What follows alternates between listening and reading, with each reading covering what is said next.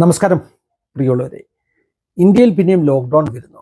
ഇന്ന് രാവിലെ മുതൽ പലരും അങ്ങോട്ടും ഇങ്ങോട്ടൊക്കെ മെസ്സേജ് അയച്ച് ചോദിക്കുന്ന ഒരു ചോദ്യം, അതിൻ്റെ ഉത്തരം പൊതു താല്പര്യത്തെ പരിഗണിച്ച്, പബ്ലിക് ഇൻട്രസ്റ്റിനെ പരിഗണിച്ച് പറയുകയാണ്. ഇന്ത്യയിൽ അങ്ങനെ ഒരു ലോക്ക്ഡൗൺ ഒന്നും വരുന്നില്ല.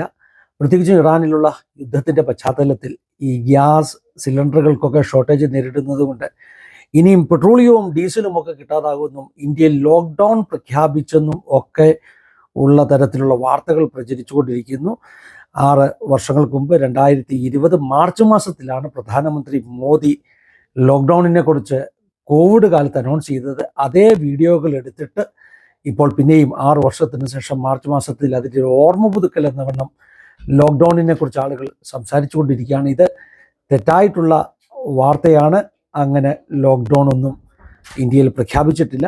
മാത്രമല്ല, ഇന്ത്യയിലെ ഗവൺമെൻറ് തന്നെ ഒരു പ്രസ്താവന ഇന്ന് പുറത്തിറക്കിയിരിക്കുന്നു. ഇന്ത്യയിലെ ന്യൂസ് മീഡിയ ഒക്കെ അത് പബ്ലിഷ് ചെയ്തുകൊണ്ടിരിക്കുന്നു. ഇത്തരം റൂമേഴ്സിൽ വിശ്വസിക്കരുത്. ഇന്ത്യയിൽ പെട്രോളിയത്തിന് യാതൊരു ലഭ്യതക്കുറവുമില്ല. റിഫൈനറികൾ അതിൻ്റെ ഫുൾ ഫങ്ഷനിൽ വർക്ക് ചെയ്തുകൊണ്ടിരിക്കുന്നു.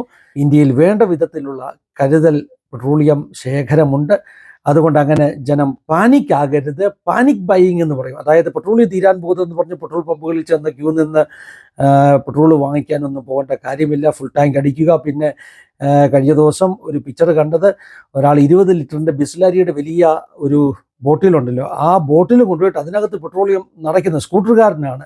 അങ്ങനെയുള്ള പാനിക് ബൈയിങ്ങിൻ്റെ ഒന്നും ആവശ്യമില്ല എന്ന് ഇന്ത്യ ഗവൺമെൻറ് പ്രസ്താവന പുറപ്പെടുവിച്ചിരിക്കുന്നു. ഇന്ന് മാധ്യമങ്ങൾ അതൊക്കെ പ്രസിദ്ധീകരിക്കുവാനാണ് ഇടയായിത്തീർന്നത്. ഇത് നമ്മുടെ ചാനലിൽ നമ്മൾ പറയുന്നത് പല പ്രേക്ഷകരും ഇത്തരത്തിലുള്ള വാർത്തകൾ കേട്ടിട്ട് ആശങ്കപ്പെടുന്നുണ്ട്.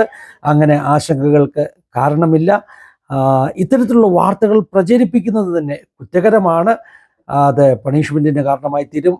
അങ്ങനെയുള്ളവർക്കെതിരെ നടപടികൾ എടുക്കുമെന്നും ഗവൺമെൻറ് ഇന്ന് പറഞ്ഞിട്ടുണ്ട്. അതുകൊണ്ട് ആവശ്യമില്ലാത്ത വീഡിയോകൾ ഷെയർ ചെയ്യുകയും ഒന്നും ചെയ്യരുത് എന്ന് ഒരു മുന്നറിയിപ്പ്, ഒരു പൊതു താല്പര്യത്തെ നമ്മൾ ആഗ്രഹിച്ചുകൊണ്ട്, ഇത് നമ്മുടെ പ്രേക്ഷകർക്ക് പ്രയോജനമാകുമെന്ന് ചിന്തിച്ചുകൊണ്ട് ഒരു ചെറിയ വീഡിയോ നമ്മളും പബ്ലിഷ് ചെയ്യുകയാണ്. നമ്മുടെ രാജ്യത്തോടുള്ള, നമ്മുടെ ഗവൺമെൻറ്റിനോടുള്ള നമ്മുടെ ഒരു സപ്പോർട്ട് എന്ന നിലയിൽ തെറ്റായ വാർത്തകൾ സ്വീകരിക്കരുതെന്ന് അപേക്ഷിക്കുകയാണ്.